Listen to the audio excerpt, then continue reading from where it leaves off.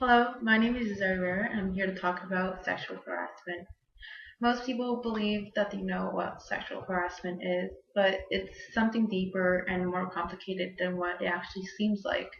What is sexual harassment, and what are the limits to it being labeled as sexual harassment, and what isn't sexual harassment?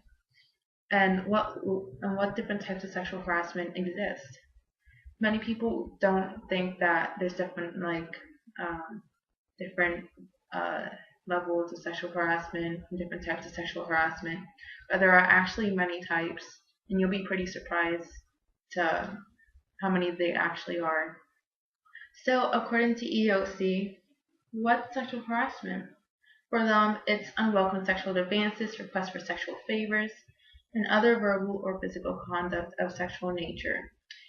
And this can happen at any time. Like, for instance, submission to such conduct is made either explicitly or inexplicitly a term or condition of an individual's employment, or submission to a rejection of such conduct when an individual is used as the basis for employment decisions affecting such individuals. And it can also be such conduct has the purpose of affecting unreasonable interference with an individual's work performance or creating an intimidating, hostile work environment. There's different types of sexual harassment, and according to EOC, they are actual or attempted or sexual assault, unwanted pressure for sexual favors, unwanted deliberate touching, leaning over, cornering, pinching, um, unwanted sexual looks or gestures, unwanted letters, telephone calls, emails, of any sexual nature, and there's countless others that I can name for you here. There's many counts of sexual harassment that have been reported, and people have told their testimonies about it. And of course, there's different extremities of sexual harassment, but it is still sexual harassment, and it's still a big problem today. It was a big problem as well back in our history. Sexual harassment has been in our history for a pretty long time, and it continues to become a problem. For instance, in the 1980s, employees did a study about sexual harassment in the workplace, and according to 9,000 readers who read the magazine article, 88% maintained that they have personally have been harassed, and 90% verified that sexual harassment um, is a big problem in their work environment. So that says something about back then, and it continues to improve now, but we still have the problem and we still need to fix it. Like I said before, this is not a problem that the United States has alone. Sexual harassment happens all over the world, and it happens all the time. And we are trying to have different measures to stop this problem. For an example, in Argentina, there are many women who are catcalled and sexually harassed out in the streets, and it's become a very constant problem.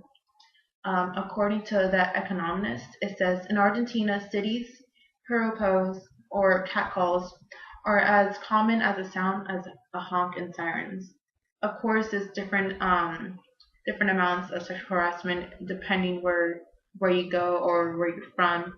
But in Argentina, it's really common.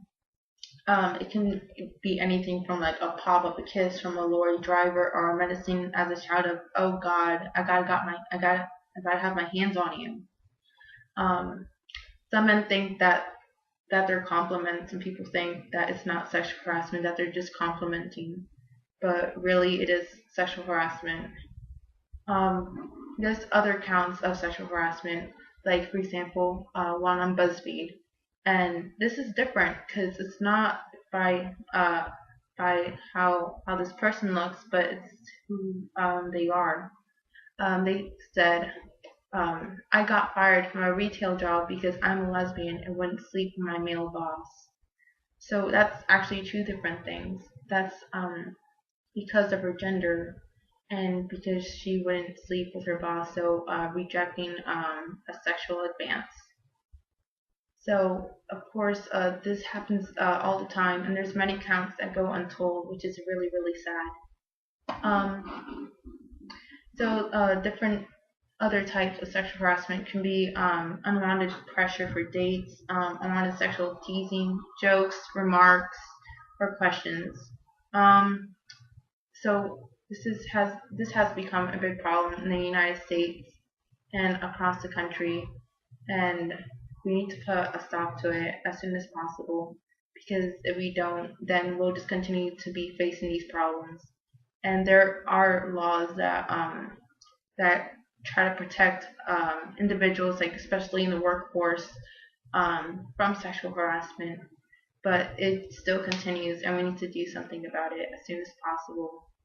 And it depends on our future generations to to you know to inform the public what sexual harassment is, and to prevent it as much as possible. Thank you for listening to my speech, and I hope you have a great day.